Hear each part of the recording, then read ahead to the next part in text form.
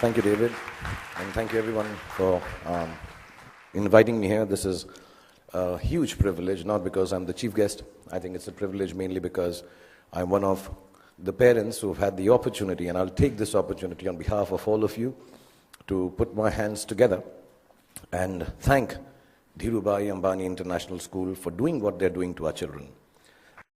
So I want to thank all the teachers, all the head of departments, Zareen, Farida. I mean, you are people I used to come to. When I have trouble, I come and look at their faces, go away, and I'm calm. Everything will be sorted out. Kavas sir, who's fantastic at cricket matches, shouts louder than anyone else in the world can. All the staff members, the management, the gentlemen who man the security outside, so wonderful. And so even the guy who does the parking back there, everyone for the last 13 to 14 years that I've been here, and especially my friend, Mrs. Neeta Ambani, thank you so much for looking after our children. Really, thank you very, very much. Okay, so good evening, boys and girls. Exams are over.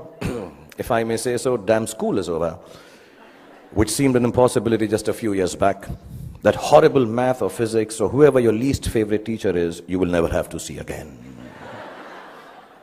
That PE coach who was always out to get you is done and dusted. I know everybody's looking there. You want to party now, relax, hang out with the beautiful friends you've made in the last 13 years, 14 or some less. The last thing you really want to do is sit here and listen to someone give you advice on life lessons and what the future holds for you. And to top it, my qualification to be doing this is zilch, nada. Not at all, nothing. Really, apart from the fact that Neeta and I are friends, and thus I have some benefits. My reason to be here is the same as that of your elder brother or your sister being allowed to do things that you're not allowed to do at home. I'm like them, older, that's all. So if you think that I have had a successful career, as I was getting very embarrassed when David was recounting, because also it's been so many years since I've gotten an award now, yeah. This is like two. Got to work harder. So also if you think I've had a successful career, a great past performance and my experiences of it are no assurance that it will work in the future for you or work for you at all. And anyway, none of what I say today you will remember as soon as you're out of here. Or maybe even earlier, because you're still sleeping from the big party you guys had last night. What I say may make sense to your mom or dad, who will remember it some years down the line, and they will also remember it for all the inappropriate things that I'm going to say tonight. But you are here, and so am I, so I promise to keep this extremely crisp and sharp. 20 minutes, tops. But be rest assured, I understand if some of you walk out in the middle of my speech for bladder control reasons. Feel free to do that. Feel free, because that's what essentially my talk is about. Feeling free, the freedom to be yourself, to listen to your inner voice and never let anyone tell you who you are or who you ought to be, including me. These are the only years of your life in which you will be allowed to make regret-free mistakes.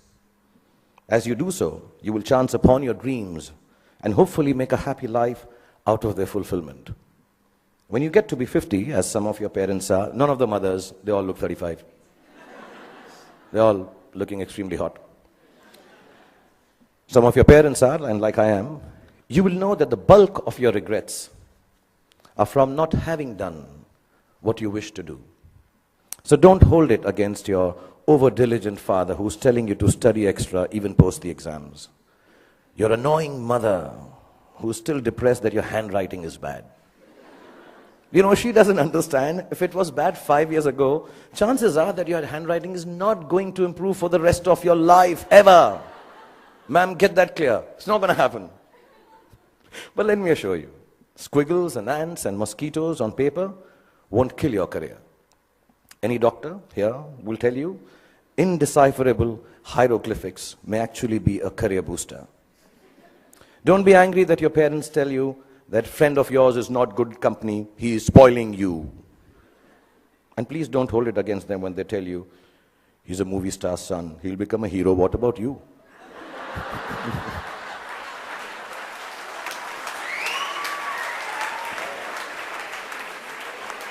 I mean, let me assure you, movie stars, sons and daughters also have to work.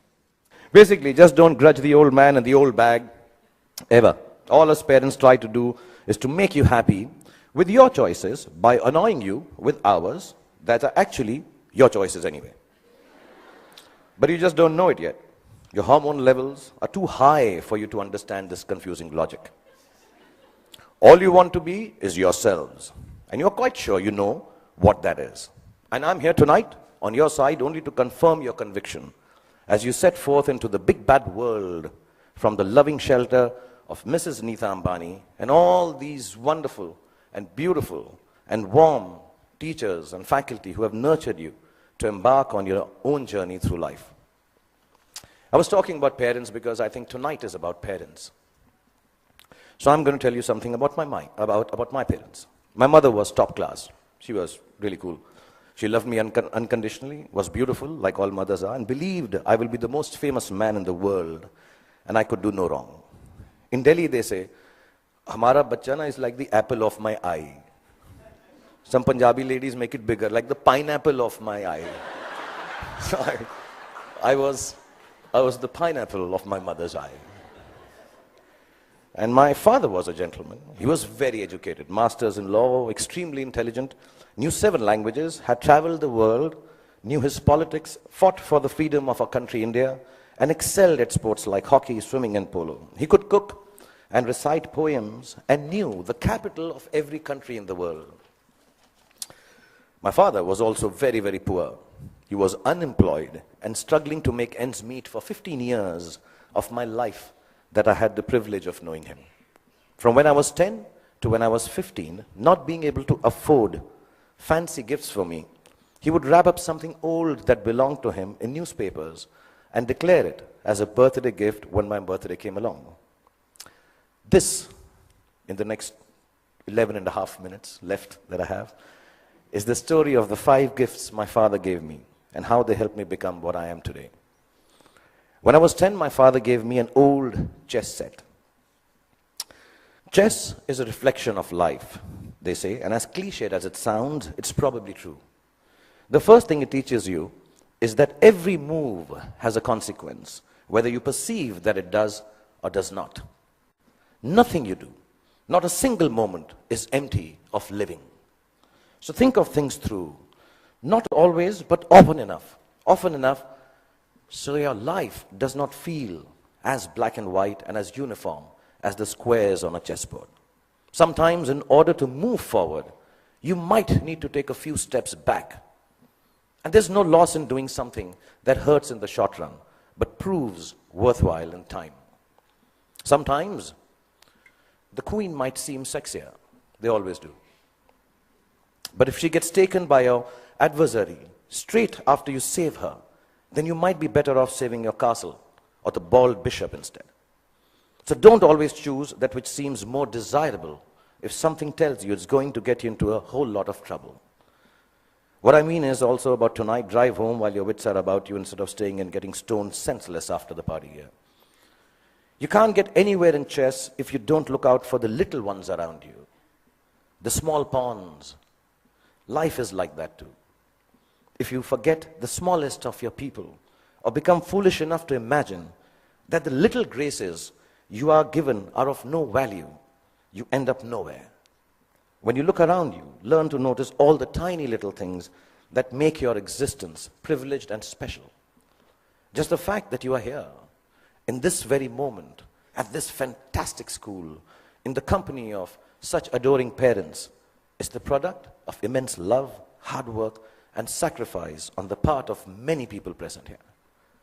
Taking your blessings for granted is the most ungracious stupidity, both in chess and in life. Then there's what they call, I don't know how to pronounce it, but sounds very cool, the zugzwang. The zugzwang, yeah. It's a really cool word. It sounds like a Chinese aphrodisiac. Zugzwang. But it actually is German for, okay, I'll tone this down.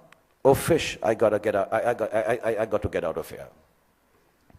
Anyway, for those of you who've never played the game, it's when you get so stuck that whichever move you make is a bad move. It'll happen to each and every one of you at some point in your lives for sure.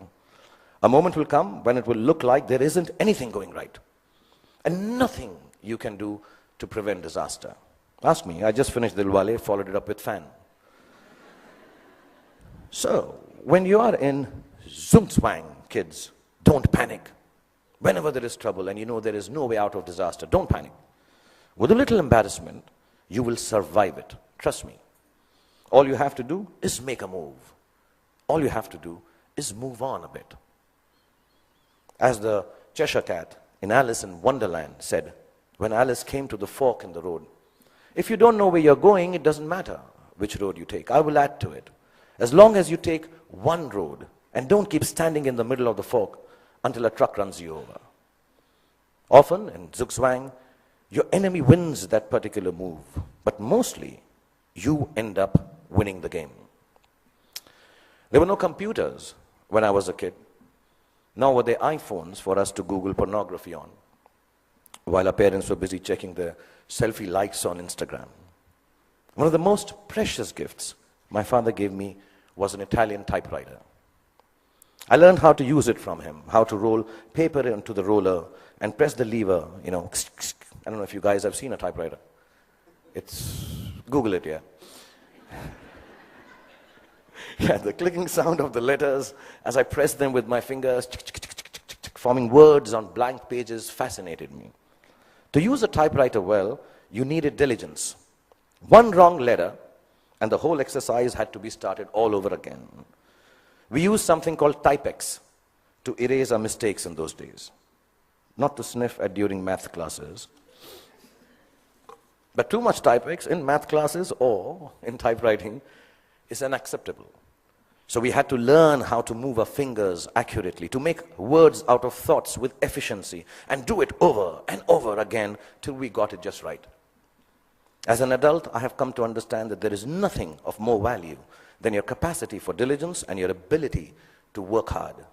If you can outwork your adversaries and your employees, you can ensure your own success in whatever it is you choose to do. Whatever you're doing, do it once. Then do it one more time, even more carefully. Practice will make everything seem easier. Be diligent. Be thorough. Think of every job you do as the first one. So you have to get it right or you won't be able to impress everyone. And at the same time, do it as your last job, as if you will not get a chance to do it again ever. Don't just outwork yourself. Only parents clapping. In fact, you can outwork yourself. If you can outwork yourself, then pretty much nothing can prevent you from glorying. Then my father gave me a camera. And the most beautiful thing about it was that it did not work. We all have those Leica ones, old ones, which don't work, look really cool. I learned that things don't always have to be functional to fulfill a need. That sometimes when things are broken, the greatest creativity emanates from their fragments. I found myself looking at my world magically through the unusable lens, and the fact that there was never any actual photograph to see taught me my most important lesson yet. That creativity is a process of the soul. It does not need an outcome or a product for the world to accept. It needs only the truth of its own expression. It comes from within and makes of your world whatever you wish it to make. So don't be afraid of your own creativity. Honor it. It doesn't always have to be seen or approved by those around you. It is an expression of your deepest self, and it belongs as much to you as it does to the universe that nurtures and inspires it. All creativity is not for everyone to like or understand. All art is not up for sale. Some creativity has a bigger role to play. It is to keep you company when you're alone, when you need a friend, when the world doesn't seem to understand you. Your creativity, whatever that may be, I know a friend of mine who makes dolls out of bath bags from aeroplanes. Whatever your creativity is, your creativity will be the only thing that will keep you inspired and satisfied. Honor it to the end, whatever it may be. Mine is poetry. I write rubbish poetry. It's so bad that sometimes I cringe to read it myself. It's crap. But I write it. It is my secret place. It is mine to make me feel free and happy. So you find yours, and if the world loves it, good. If it doesn't, even better, because now you will truly have a friend. So keep your creativity intact. My father was a funny guy. He had the capacity to turn any kind of serious situation in a way that it seemed less stressful, with a bit of humor. Without a sense of humor, the world will always be a dull and dreary place. No darkness or despair should ever be beyond a good and a hearty laugh. I'm going to tell you a few incidents. If you're not bored, I have about 7.5 minutes left. We used to live on the 3rd floor of an apartment building, and as people on 3rd floor tend to do, my friends and I used to throw things down from the balcony. You know, wrappers, tidbits, dog shit wrapped in newspapers, the usual stuff, yeah. One day, the old gentleman on the ground floor, there always is an old senile gentleman on the ground floor. He had had enough of our daily droppings. He charged at us, yelling at the top of his voice, "Bhai Sahab, upar se cheezein niche aati hain. Upar se cheezein niche aati hain." And you know, the whole mohalla, the colony emerged to witness the spectacle. My father was there. I was mortified. And he kept screaming, "Upar se cheezein niche aati hain." And my father calmly looked at him and said, "Chacha ji, upar se cheezein niche aati hain, ye Newton ne bahut saalon pehle bataya tha. Aap koi nayi baat batao, andar baith ke chai pee ke baat karte hain." And it instantly diffused the situation. The old man smiled. We went into the apartment, worked out how dog shit needs to be disposed of properly, over a cup of tea, and life was back to normal again. And there was another incident I'm going to relate. I had been eyeing this attractive, dusky girl who lived in our building. As smooth as I have always been with ladies, for some reason it occurred to me that if I blew up her letterbox with a Diwali cracker called Atom Bomb, she'd be very impressed with me. I've always been good with girls like that, yeah. I know things girls like. In this insanely romantic belief of mine, her letterbox soon exploded before her eyes.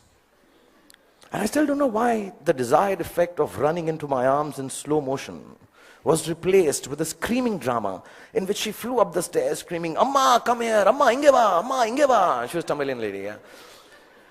I took my chance, and as all macho men should do, I fled the scene. A few hours later, the doorbell rang. I looked through the magic eye, and the mother of the love of my life was standing outside looking incensed. I found a place to hide. My father opened the door. The lady began to rattle off a complaint. "Your son this, your son that, sorry, my Tamil is not good, but it sounded like that." And he listened patiently and then responded, "You know, ma'am, as you were speaking, I was getting angry with my son. But then suddenly I realized how beautiful you are. And I can imagine if your daughter looks anything like you, how can my son be blamed for falling in love with her and behaving so stupidly?" The lady went silent as my father continued telling how beautiful she was. And then she became a little coy. Another cup of tea was had, and she said to me sweetly, "Beta, just because my daughter is so beautiful, you shouldn't behave badly with her. You should come home, sit with us, and be friends." So not only did my dad get me off the hook for blowing up the girl's letterbox, he actually got me inroads to a long, satisfying relationship with the love of my life that lasted 6 days. Because then I realized that dating beautiful girls has its downside. Every boy in the colony made advances at her, so I was regularly beaten up in my attempts to offer her some boy-friendly protection. But that's another story. The point being, learn to laugh at yourselves every chance you get. If you can manage not to take yourself too seriously, no matter how big a shot you become, or how lowly, useless, trivial you feel, you will instantly disarm life's power to beat you down. It makes you braver to face ugliness because it changes your perspective. Humor is actually the deafness to see the world, the reality, for the transient farce it really is.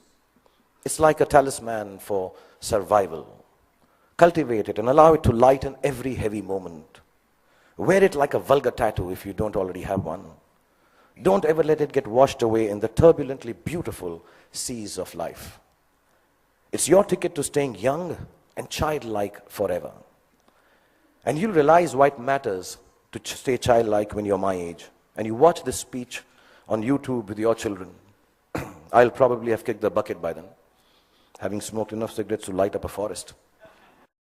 But I certainly hope that you will have understood what I understand now. No, not that smoking kills, that part is okay. Well, what I'm referring to is what counts as the most beautiful and final gift that my father gave me. I only realized it was a gift on the day he died, when I was 15 years old. A gift your parents have given to you already.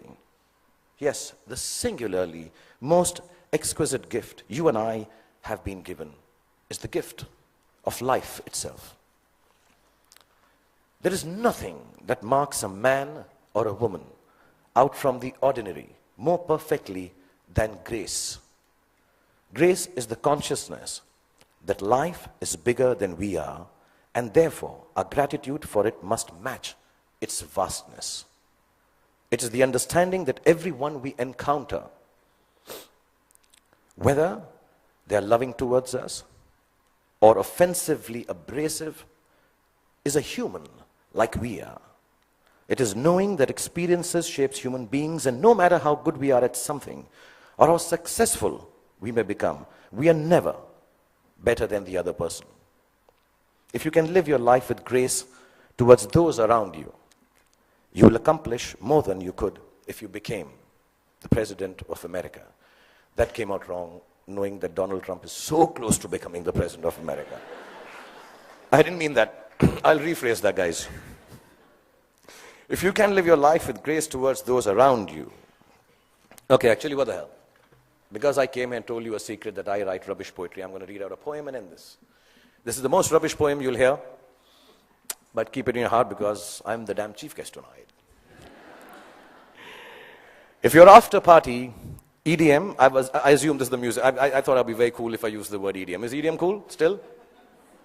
Class of 2016, is it cool? No? Okay. If your after party EDM stone sunrise has found you, with dog-shipped wrappings and friends that will not confound you, and you start on this journey with a brave heart about you, if you live life with grace towards those around you, you'll get where you have to, and it won't astound you. If it isn't Ferraris and a White House that downed you, you won't need an entourage to always surround you. It's your truth you will have that will shelter and ground you. And you'll remember this day as the day that unbound you. From the walls of this beautiful school and the teachers, exams and all the rules that sometimes seem to hound you. And let me tell you, you all will be successful. Let me remind you. Now it was remind, but because it's not rhyming, so I...